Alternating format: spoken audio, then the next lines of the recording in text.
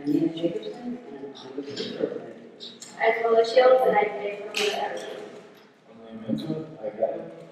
And I'm Laura. Josh Hutchison, here. Francis Lawrence, director. Great. We have a question right here. Obviously, this is a work of fiction, but if there are some interesting subject matters that are discussed in this final review, it's almost about if you have to go to war and solve a problem. And the word violence, but for a better term, has to be kind of making something that says, at no point, we have to kill it away and get the end result. So you can say things. Can you talk a little bit about that aspect of the film, that retribution and what we kind of sometimes have to do to set up? Well, I think that there were a lot of books that went by about the war. Held up for as long as we could. It was obviously a fictional story, but a fictional government. I think that at the bare minimum, we hope an audience walks away with, especially a young audience, that would walk away with these movies is to think and not follow the beat plan. But yes, the bare minimum what we're trying to do is inspire people to think. I also think a lot of the consequence of war. It's about all the efforts that were made and all the things that went wrong to get to the point that you had to go to war. And so you're stopping it before it gets to that point. I think that's a big message as well. Seeing how everything went wrong and how extreme it had to become and how good it's operated. Great question right here. For Jen, Leo, and Josh, now that you're going to be parting ways to the projects. Jen, what are you going to miss about Josh, and Leo and Josh, what are you going to miss about Well, I don't really, we're best friends. So we still see each other all the time. So I don't miss seeing them because, we all still hang out. But I do miss acting with them because that's really horrible thing that happens where we can't make eye contact. I can't without laughing. And I don't have that challenge in any other movie with any other actors that I work with. Normally I can make eye contact with actors and finish scenes, and that is a challenge that I would miss. Jen definitely creates really great vibe on the sets, so I think that that's going to be missed on future projects. She kind of makes everybody. I think because she just acts so crazy and genuine that she makes other people around her feel free to be themselves, and that's something that is kind of rare to find, especially from an actress on the set. I feel like so. Her hands still smell weird. Great. No, it's on the set, I'm sure. The person with the mic over here.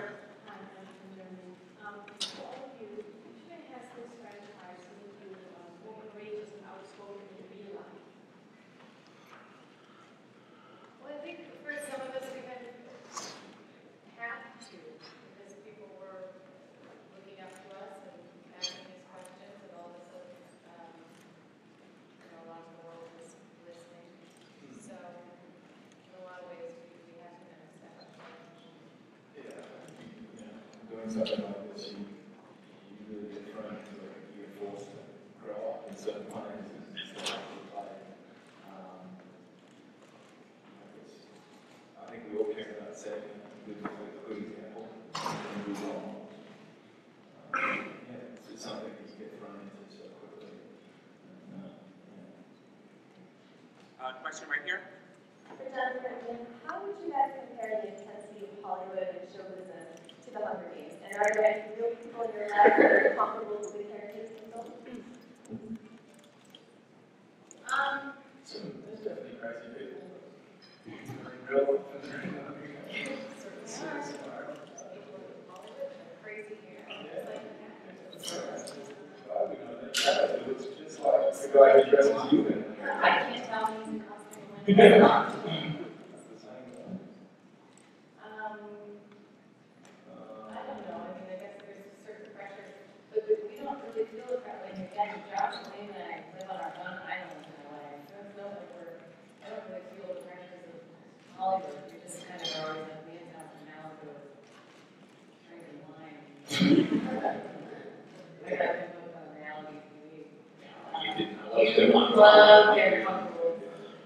You do. Vanderpump Rules. It's Vanderpump Rules. You guys watch Vanderpump Rules? He Really great show. texted me like weeks later and said, Kristen! Whatever, you should date! I was like, still watching. Question right here.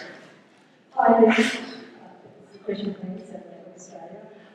Could you just talk personally about what it's like for you to say why it is? And also, Australian fans can't wait for the film. Can you have a message for the Australian fans? Yeah, I think it was, for all of us, it was extremely emotional to have this project come to an end.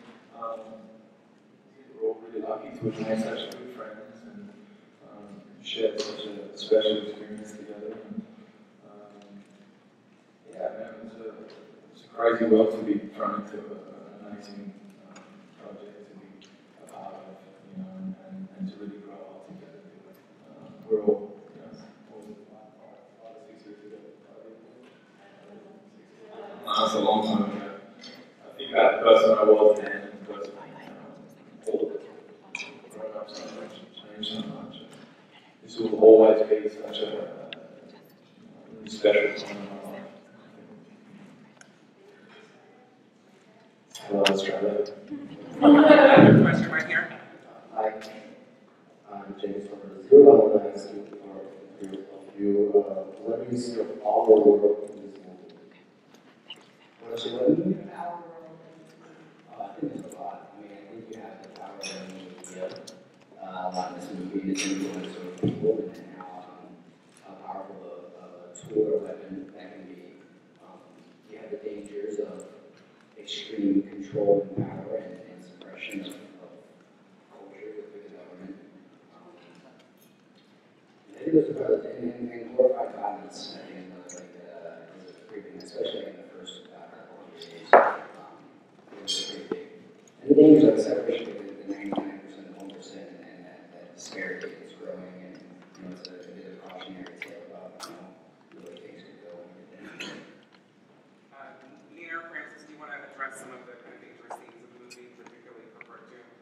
Yeah, well, I mean, I think that some of the ideas that we really get into in Mockingjay Part 2 of contemplative consequences and the complexities of war, things that Josh was speaking about earlier, and the idea of a sort of gray quality of war too, that it's confusing and it's complex, and it's never an easy decision whether a war is needed or not, and even if one is needed, there's going to be consequence.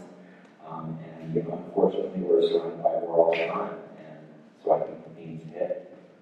It's also that once you disrupt the story that the establishment wants to tell, anything can happen, and change becomes possible if people are brave enough to pursue it.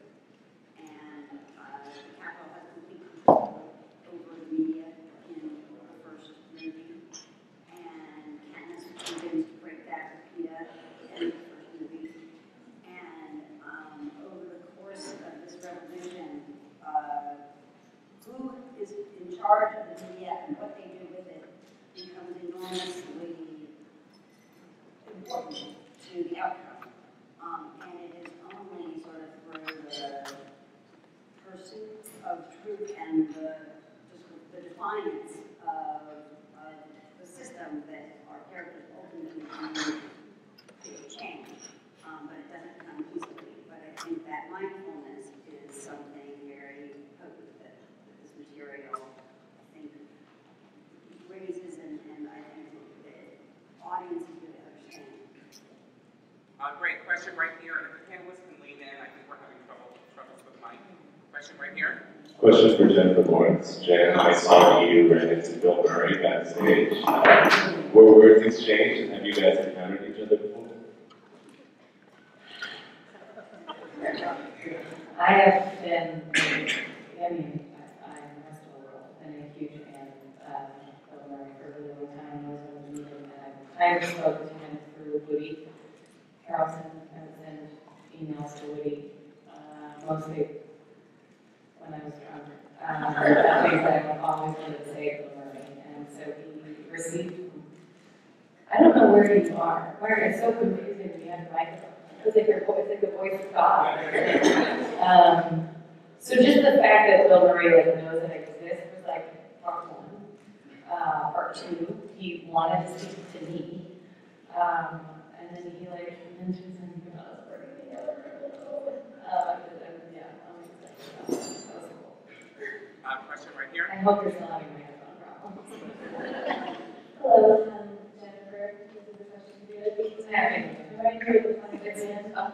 It's so disorienting. At the end of the presentation, Dr. Mahal, it looks like you were mouthing to me, I'm so hungry. Is that what you said? And also, are the three of you on for sex together? Yeah, we are. And on the last day, I started a whole entire magazine today. We didn't say yeah, let's bring it. But Josh and Lee and I did say that I was hungry. And I did eat a penny and cheese and crackers and a wrap and egg. And then I tried to grab French fries and this stern lady literally swatted my hand away and went, no! And I was like, I didn't even talk to her like that's the first movie.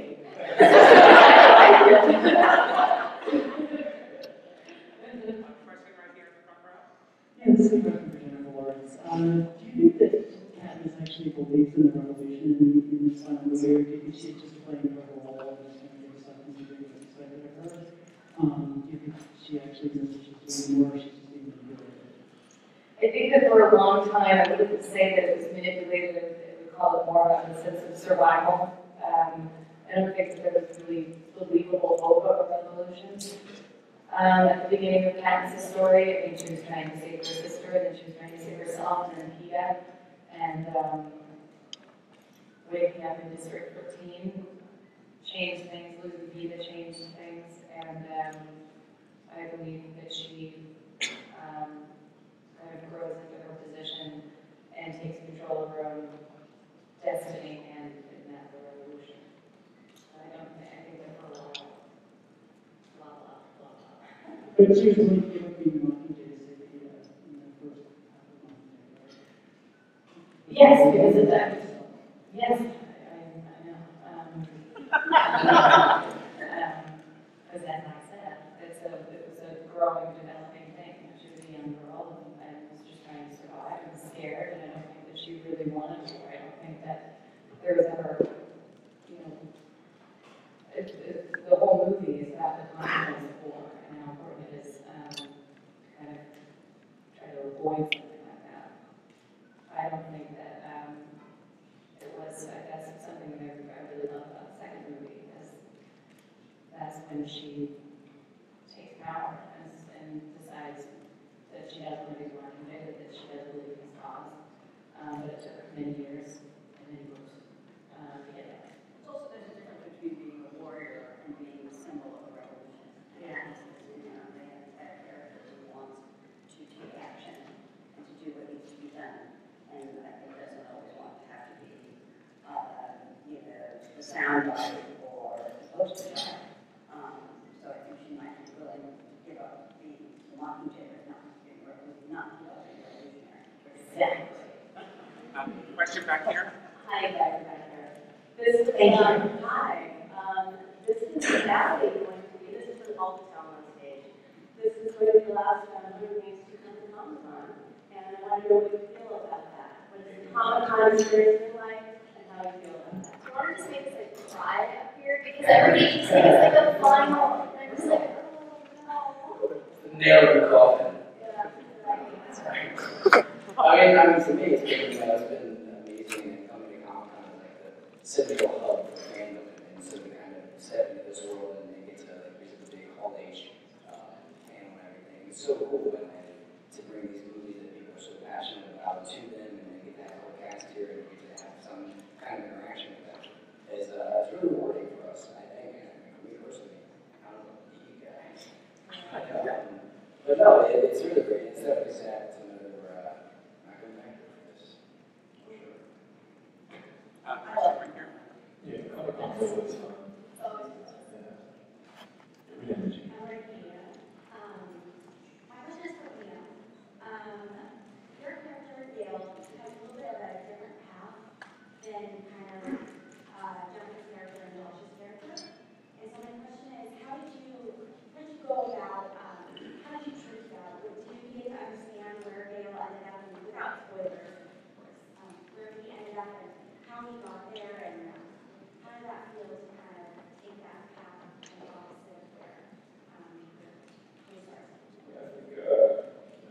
sort of right where he wants to be right now. You know, I mean, he's an emotional, strong-willed, independent, angry young man.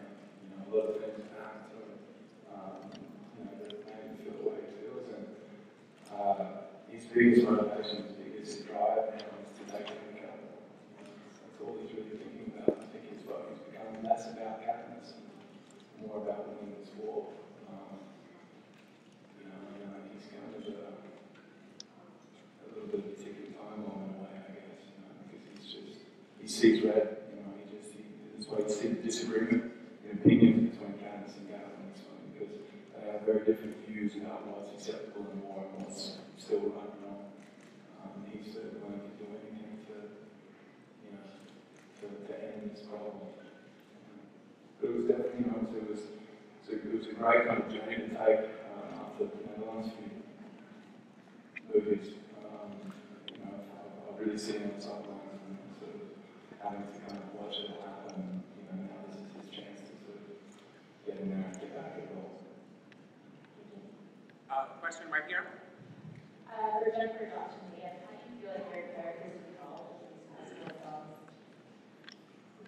I mean, for me, like, I was really attracted to Peter's kind of arc throughout the story. I think he starts as more quiet and kind of not so secure himself, and, you know, has a hard family life and everything, and then once he kind of confesses about the Katniss and sort of empowers himself in a way.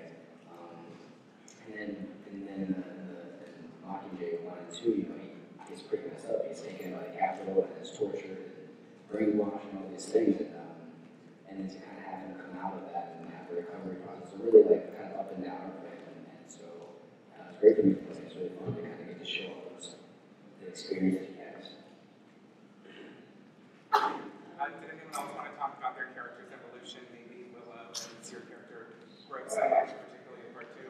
Yeah, and I think for me, I started when I was 10, so I didn't even know how to form a sentence when I was 10 years old. I was missing a lot of teeth. I had teeth issues. So a lot of things have changed. She wasn't the first one. You did. I like that. I know. It was, yeah. I mean, it's crazy to think about, because for me, going from 10 to 15 and playing the same character and going back and filming each movie every year is an incredible experience, and it is really sad to not have that anymore, because I felt like it was just something that I knew was going to happen every year. Like, I'm going to go back and I'm going to film the next one, you know what I mean? So it's weird to not have that anymore, but the evolution of Prim has really been amazing for me to read the books and kind of try and portray as best as I can. I feel like her evolution is really amazing to watch, because she really grows up a lot, and she's really there with Katniss in the last 2 films. You're here. Oh, yeah. We have time for one more question right here. Hey, Jennifer, this question is from you. Katniss is one of the most powerful female characters we've ever seen on screen. During the panel, Josh kind of joked that you being 24 is like 4 years old in Hollywood. Do you feel like there are, since this has come out, but do you feel like there are more opportunities for women nowadays? Opportunities for women on screen, just in terms of like the actors, the goals? I would hope so. Well, that's risky. I'm starting this new thing. I tried to develop a filter. And right now I'm dancing on this could blow people's hair back in a good way, or I could do my last time.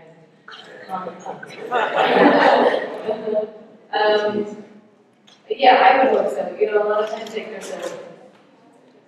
somebody who's got a WhatsApp from Kusum Taylor at Mom in 2015.